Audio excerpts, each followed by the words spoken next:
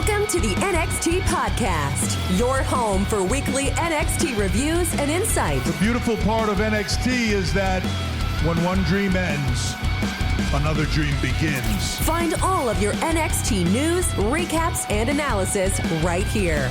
So with that being said, we only have one question for you. Are you ready? We thought so. Let's get the show started right now.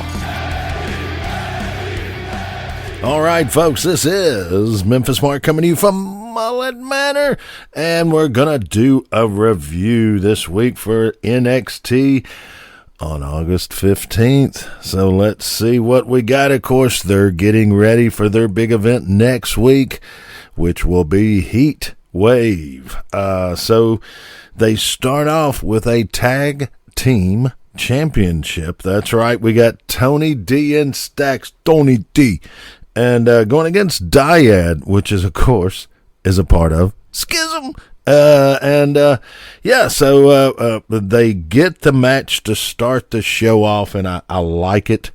I like it a lot. But when Dijak and Schism show up, they got a few extra people. They got some extra yellow-faced security.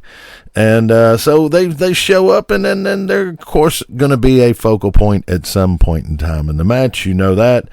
And Tony D and Stacks get in, start handling things. They go to do a little work outside, and that's where the extra yellow-faced people come into play.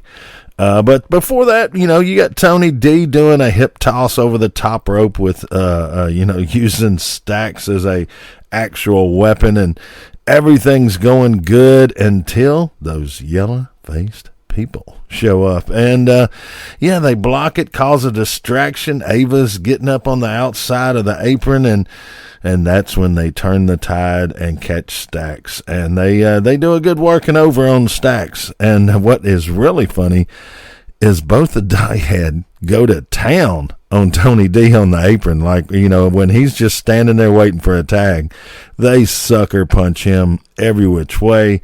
They do one of the jumping on the back and getting some height and kicking him when he's not looking. Which leads to like Stacks being on the outside of the apron. They go back and kick him. He flies over from the ring to the actual announcers tables where Joe Gacy and Ava and a bunch of those yellow-faced people are waiting. So the yellow-faced people do end up causing a problem a little later on. The match is good. They whoop on Stacks most of the time. Finally, Tony D gets in there, starts clearing some stuff out, and out of nowhere, Ivy Nile shows up because they had the problem last week. So Ivy Nile comes out to kind of return the favor for Tony D and Stacks coming out and saving her. And, so it distracts him. Gacy takes all of his yellow-faced people over to one side of the ring and creates a barrier. And then two other yellow-faced people come from the crowd. And them hoodies, them black hoodies, or them hoodies, man. They're going to outlaw hoodies. But anyway, two rogue yellow-faced people jump out, and they put a whooping on Dijak. They do a couple good moves, and they look, I guess they're trying to act like the Creed brothers, or it is the Creed brothers. But either way it goes, they throw a thumping and put a bumping on them, and throw them back in. Tony D and Stacks finish them off, and bada boom, bada bing, they got a win. And Gacy and all of his yellow-faced people are on the other side of the ring trying to figure out what the heck just happened there. So, not a bad start, I think, to the show. I kind of liked a lot of that, but we got brother Eddie Thorpe coming back up on here and doing a little promo, and I really like Eddie Thorpe, but this promo. Well, it's just the fact that Eddie's channeling his Native American heritage, and I love the fact that the way they're doing it in his dance. But in this one in particular, don't know quite how to do it. He channeled his inner Cheech and Chong, or maybe his inner I don't know. It just looked a little funny. The promo just looked a little odd when I felt like Snoop Dogg was somewhere around there. But anyway, good promo. Eddie Thorpe can use the stick. They've got him working right. He's got the look. He's got the entrance. He just has to get better on his in-ring ability, which he will. But yeah, especially he might not want to be hanging around Snoop Dogg and them, no, at least not yet. But anyway, they go from there to, Mello's doing some signing. He's a champ, and he's doing some promo signings. And then the next thing you got, you've got Wesley showing up. And Wesley's, trying to get in there and get in his head a little bit. So he's kind of explained to him that he's going to be coming for him. And Mello's like signing stuff going, yeah, okay, cool. But he wants a match. And pretty much it comes down to the match he has with Dijak a little later is going to determine the number one contender. So that's where that goes. So this is the first of two, part of two. Because since the match is going on, Wes has got to come out and interrupt the champ. So, Dijak's got to do it later. But after that, they do a little promo with Chase U and everything. And that towel's still around. He has set up a match with JC Jane. He's trying to help Thea get back together. And Duke is playing Switzerland all the way. But we're going to go from there to Blair Davenport going against Dana Brooke. Yeah, the new Dana Brooke. She's going to show the whatever side of her, the mean side. She's going to show Miss Jordan how it's done. How it's done. Okay. Well, they show up and Blair Davenport does the best she can do with what she has in the ring. And that seems to be a reoccurring theme with Miss Davenport. Now, don't get me wrong. Now, Dana Brooke is going to come out with Miss Jordan, and she's going to try to teach.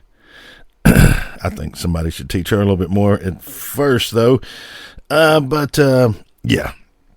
Dana comes out, catches Davenport at one point in time, and tries to do a teachable moment, I guess you could say, and throws her back in the ring to where Miss Davenport catches her and throws two monster knees on her and takes the win. But Dana, I don't know what they're trying to do. She did some hollering, some screaming, and then at one point in time she went and tried to get the timer's bell.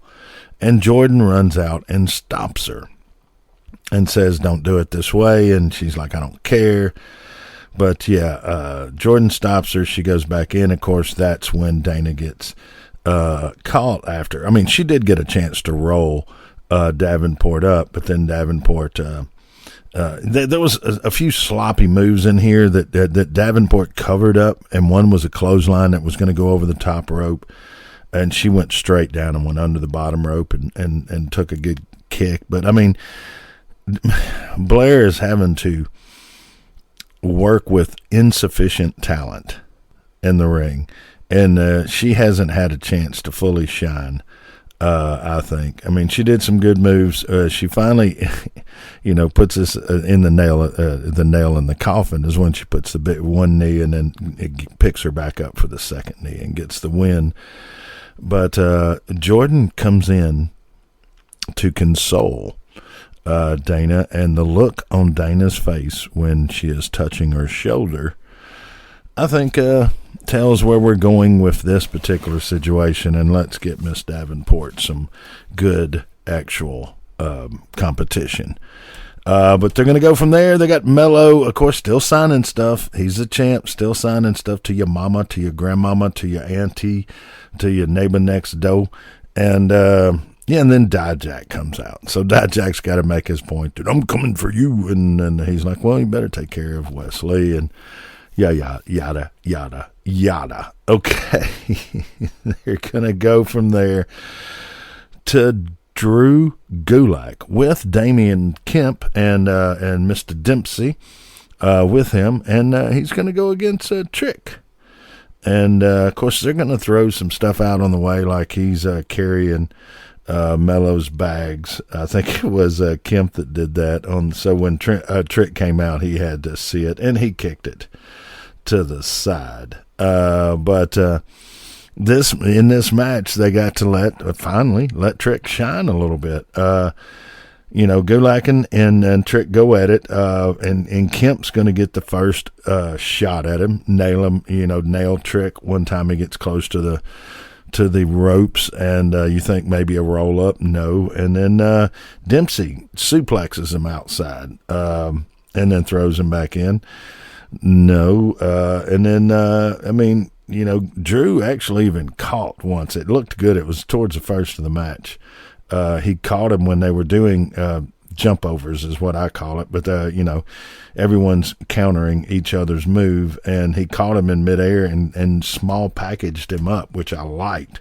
Bill Dundee is the only one I've ever seen do something close like that, and a young kid came through the Memphis territory named Dragon Lee, Ultimate Dragon or something like that. Later on, Brian Danielson. But anyway, this match is pretty good. It has a plot. It has some, nobody's hollering whoop that Trick, though. I didn't understand that one, but the match is not bad. But you're going to come out to where Trick's going to win this match because they're setting it up with Dragunov. So they've got to let him keep building his momentum. But, Gulak and them made it good. They made it close, and they, little shenanigans in this. I like shenanigans in a good wrestling match. So this is a good shenanigans match. And then they debut a little promo on Kato, the monster. And he lays a decent promo. He's pretty good with the stick, so I guess they're getting ready to bring him back and do something with him. But from there, you got Baron Corbin. And he comes out and he calls the whole NXT locker room some soft-ass little B words. All right, and he's going off on them. And out of nowhere, here comes Mr. Stone and Von Wagner. And Mr. Stone's dabbling with the stick at first, and him and Baron have some words, and Baron's doing good, and then he kind of goes, why don't you give the big guy here? I'm talking to you, but if I fight someone, it's going to be Von. So let's see what Von can do with the stick in his hand. And Von delivers. Yes, he does. Von delivers. He is getting better and better. He's like a good piece of, a cut of meat. Like I would say, a good roast that you put in that crock pot, and you put all the ingredients and all your seasoning in there, and you hope that when you close that lid and you come back 5 hours later that it's good. Well, and tender and everything right. Well, this is the way sometimes they do these wrestlers. They put them in a crock pot. They put all the ingredients in there, and then it's up to that cut of meat. It's up to that roast to flourish and come out good. And it doesn't always happen. Sometimes you pull that out and you can't cut through the meat. It's just too tough. So anyway, Baron Corbin comes out. Von does great, and then he lets him know that he's got a reservation for one and for a table. Then he's going to put him there. All right. And so you think it's not going to happen, but all of a sudden it looks like they get outside of the ring after a little scuffle, and it looks like Von's going to try to put him through the announcer's desk, but things all happen. Security comes out. Damn security. But security comes out, and this time they separate them. It's amazing. But yeah, they go from there with with Dominic and Rhea making a little challenge to Lyra Valkyria and Dragon Lee. So they made a little challenge for those guys for Heat Wave. So that's an upcoming match. And of course, from there, okay, I love this spot right here. I just wrote what it is in. I didn't make any notes because I knew I could just talk about it because I love what they did with Mustafa Ali here. They put him in a role as a candidate, like a political candidate, and gave him the stage. They gave him the stick to take it to the forest, and the man struck a match. He did everything right. I thought it looked good. I thought his delivery was good. His message was good. It doesn't matter who wrote it or whatever. He did it to perfection. It is a funny little spot that I definitely think you should go back and watch if you're a Mustafa Ali fan. And I've been becoming more of that every time I see him. So great little promo for him to be the people's choice to be the North American champion. And we got, after that, of course, we've got the before mentioned advertised match between Wesley and Dijak. And the winner gets Mello. He is the number one contender. And Wesley comes out with the smart there. They do an old school thing on this. And what they do is the little guy, because the size difference. Dijak's a monster compared to Wesley, but Wesley has great athletic ability. So he chops the big man down. He starts nailing his legs, good kicks to the legs, does that for a while. And then Dijak turns the tables on him and goes after his arm and shoulder. So they're each affecting the closing move, the finishing move of the other person, of their opponent. And, after a pretty good little match there, it comes towards the end, and what happens? Wesley can't do the cartwheel for his cardiac finish. And then you got Dijak that can't do his choke slam because he has no center base to pick him up. And the center base is always what you got to have. I hate hearing that from my trainers right now, but you got to create a core, a center base. Yeah, I have a center base. You just took away my Doritos. But anyway, all right, so I'm not bitter. No, I'm not bitter. All right,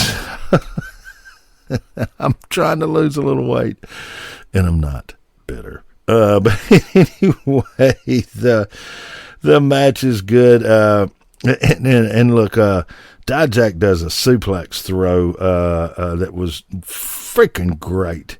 He sold it, but man, he went in for a big kick on Wesley, and Wesley moved. And Dijak, I don't know if he just had he sold it $1 million sell. So the last few minutes, man, this is not a bad match. So I would say go back and check it out, man, because Wes can't kick, and and Dijak can't, choke slam. So kind of good. And they do a little spin into the stairs. Dijak gets Wesley out, and he's under the bottom rope, and he grabs him by his legs and spins him into the stairs. And it looked like there might have been a little bad hit on the head.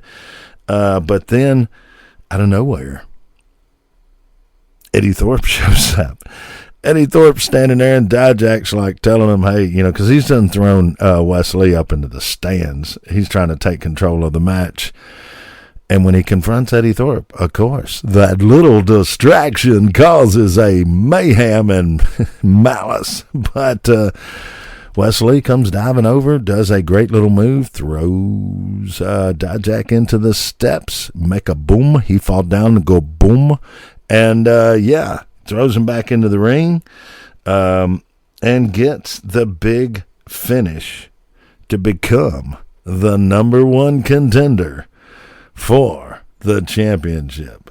Mello him So he's going to try to dethrone him.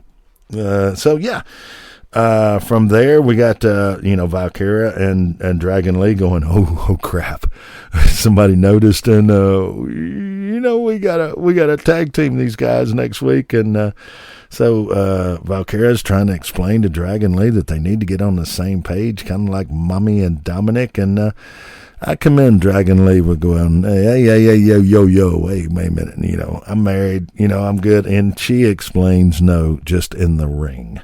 So a good little attempt at humor. Didn't work, but an attempt. I give him the spot for that. And then they do a little promo with Tyler Bate and Joe Coffey having a disagreement while Tyler Bate, the big strong boy, is out and about in his shorts and stuff. So that sets up a match course. And they got to give Dragunov a chance to do his rebuttal. And he comes and does his little rebuttal promo. Good little spot. Dragunov is always good with the stick. So, we go to the big strong boy. Tyler Bate going against Joe Coffey with Gallus. And Tyler Bates, you're going to get a good match out of him. And Joe Coffey is a stud, man. He's a good, a good worker, a great performer. So you're going to get a good match out of this. But I love it how Tyler Bate takes a basic headlock and makes it into such a great move with his off the wall, grabbing his foot and hitting it upside their head while he's got him in a headlock. Just all the little antics that Tyler Bate does, I enjoy. But Joe Coffey, he's got the Gallus brothers on the outside of the ring, so that's always going to be eventful. And it was. So good match going on. Everything's going good. And then out of nowhere, Dabakato, he comes in. And he squashes the big, you ain't so strong right now, boy. And, and the Gallus brothers, they grab Mr. Coffey and get him out of harm's way. And Kato does some big moves. It's a semi-squash. Not a bad little deal. And then they go from there. They go to Braun Corbin is trying to leave. And Braun Breaker comes out and said he wasn't finished with the gentleman, and that he doesn't like that Baron Corbin is coming in and getting in his kind of in the way of him. So maybe something brewing, something maybe. We will see with that. I kind of liked it. Braun looked good in there. Baron.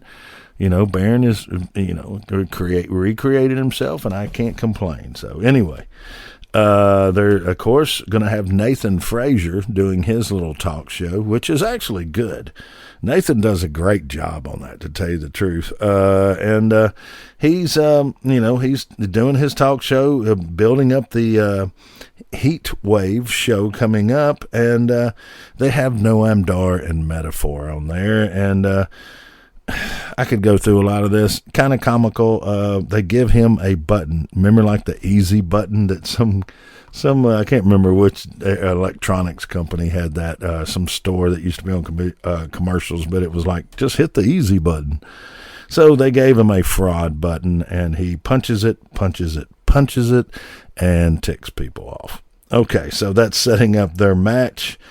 And then Andre Chase had set up JC Jane for a match with Thea. And this should be a rebound match for Thea, a chance to get everything off her chest there. And she comes out fired up and goes right at it. And, JC Jane kind of looks good in this match. I can see she's definitely been in the ring more, but Thea is throwing everything around, raising Cain, and there comes a time when JC Jane turns the turnbuckle pad around, so it's exposing the actual turnbuckle, but they don't take the pad off of it. They just turn it. And so a little bit later, Thea's getting ready to be thrown into that turnbuckle, and Andre jumps up there and turns the pad back around, but he stops the momentum, which creates a incident with Thea where she is mad, which you know what that means. Whenever somebody gets distracted, bada bing, bada boom. And JC Jane wins the match. And she's a little ticked at Andre and Chase U. And of course, Duke is on whoever's side that benefits him at the moment. And he plays that part pretty good. So, he's going to go talk to her. You got Valentino, you got Garza, their grandpa doing a good little promo. Her grandpa was a very big luchador back in the day, so we see that they're bringing them on. So I can see something maybe at Heatwave. Maybe at Heatwave they come out and they somebody wins the belts or something and they just whoop their butts. I don't know. We'll see how that goes, but Mello's trying. Mello comes out and he's still signing stuff, and now Wesley gets involved. So Wesley comes out and stops him from signing and says, "Look, man, this is done. This is over. We signing this now." So he stops him, throws the 8x10s and all his stuff that he would be making money off of at the merchandise table back in the day. I don't know how they do it now, but he throws out and tells him, "Hey, I'll meet you outside," and drags the actual table to the ring. And they set it up, and of course they're going to have their contract signing right there, and which allows both of them to have their chance. Mello to be able to go, "You just don't understand what it's like to have the belt." And, of course, Wesley giving you a few minutes of, "You don't understand how people tell me I can't, I'm too small, I can't." So he's playing the Rocky part, and Mello's trying to not do Apollo Creed, but do Mello him. A good little spot. They end the show with that, and not so bad. The match itself, I could see being pretty good because both of those guys can move. They're not the size difference is not that big of a difference, so they'll be able to move around that ring and really give us a good show, I'm sure. But I just don't think they're ready to. They've got two unseated champions now out there fighting, and that's Braun and Wesley. So they've got to let them struggle a little bit more, I would think. We'll see, though. We'll see how it goes.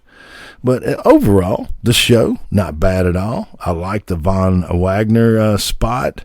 They shut down Stone and put Von on the stick. I thought Baron did a great job on that.